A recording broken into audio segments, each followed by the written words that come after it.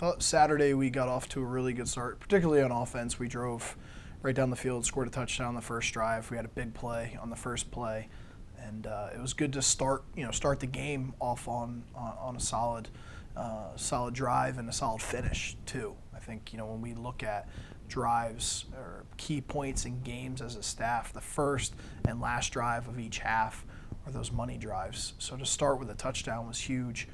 Defensively, on the flip side of it, we let them score a touchdown and kind of had a bust and a big play that we lost contain on. And it was really back and forth for the first half, first quarter. We had to show some resiliency, defense, and holding holding one field goal down near the red zone goal line area, and then holding them to another field goal that they ended up missing right before the half. And to go in halftime, down the touchdown, it was 17-10. Our guys felt like we still hadn't played great football at that point, but to still be in a close ball game against a rival at their place, it's right where we wanted to be. Really poor just execution in the second half. I think defensively, when you look at the numbers, we gave up, I think they converted 5 of 16 third downs, but the third downs that they didn't convert, they got them to 4th and short, and they were 6 of 7 on 4th down, and that's really what really hurt us. And they were able to extend drives and come up with some plays. I think sometimes you point to us and where our shortcomings are, but at times you do have to take your hat off and tip it to the other team. They made some tough catches in some hard situations that they needed to. So there's a lot that we can do, obviously, on our end to put ourselves in better position, and we need to do that. We need to continue to compete and execute. Offensively, we just did a poor job of extending drives. We really couldn't get it going in the passing game. It was just inconsistent in the run game. I think that was really the kind of the tail of the tape for us on Saturday. We were able to get some pressure on the quarterback. A couple of those drives that ended in the red zone or stalled out for them was because we were able to get some pressure on some key situations. One of them, we had back-to-back sacks on a second and third down that pushed them back, and then they ended up missing the field goal on 4th down. So that was obviously, anytime you can get those negative plays, those momentum plays for us defensively, it's huge. Nate, we talked about him last week. He had a tremendous game. And John Edgefer, as a D tackle, sometimes you're taking on double teams and it's not the most glorious position, but for him to have double-digit tackles as a defensive tackle and a sack just shows, the type of hustle and finish that he has, day in and day out. He's been a starter for us for 4 years now and a 2-year captain, and he shows why every single Saturday. We're starting to see some of the the younger guys, the freshmen and that sophomore class, really develop. And at this point in the season, we do have some injuries, obviously, like everybody does. And seeing those guys work themselves into bigger roles. Most of them were just in a special teams role maybe a couple weeks ago, and now they've kind of worked themselves into more steady roles on offense or defense. Defensively, we've got 2 freshman D tackles that have played a ton of football for us, and both have gotten some starts to this point in the season, and those guys have some really bright careers in front of them. They play really hard, they play really physical. They're already pretty physically developed, so it'll be exciting to see what we can continue to do with them in the weight room and the off-season program, and to really just see them kind of come into their own throughout the rest of their career. At the second level, Lloyd King was a freshman outside linebacker that got his first career start, and he played a really, really good football game. He had an opportunity at an interception that he didn't come away with, but he does some really dynamic things on the perimeter for us, and he's in his role to this point. We've seen him get better and better every single week. So it's really good to see the way he responded to his first career start. And then in the secondary, we had safety Mason Lorick from Tewksbury, Mass, and a freshman defensive back corner, Kevin Porch from Long Branch, New Jersey. Both of those guys got in, played some snaps, and they've I think their ceilings are we're scraping the ceiling on their potential. They've so athletic, really focused, really great people, and they work their tails off, and it's really important to them, and they love to compete and play the game, and they have fun doing it.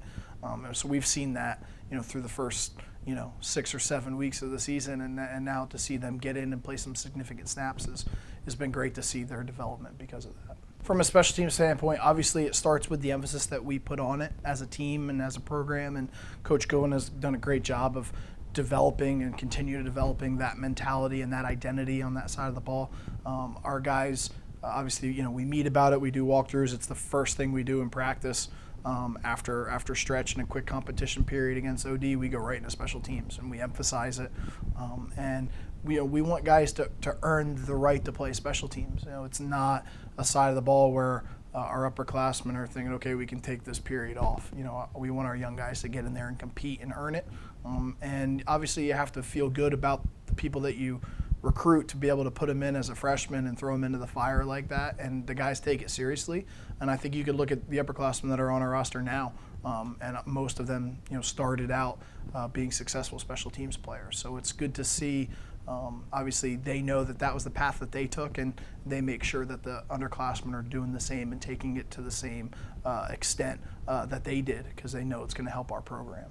We're trying to take advantage of that, the only afternoon home game that we have this season, and to have those guys back on campus, it means the world to us. It's still their program. They're still a part of it. Obviously, their role is different, but I think that the way that they endear, to their playing days, I think that doesn't change. I think it's good to have them, continue to be involved, continue to get to know the players, to create that network and build that network. And it's good for our guys to see, those alums from a year ago, 5 years ago, 10 years ago, 20 years ago coming back and wanting to still be here and be a part of this, and letting them know how important it still is to them in their lives, because it helps shape them, to the man, the husband, the father that they became today. So I think it'll be a really exciting day to kind of see some old faces and some familiar faces and some new ones, some guys that haven't had the chance to come back for whatever reason that'll be back for the first time. So it'll be a fun situation.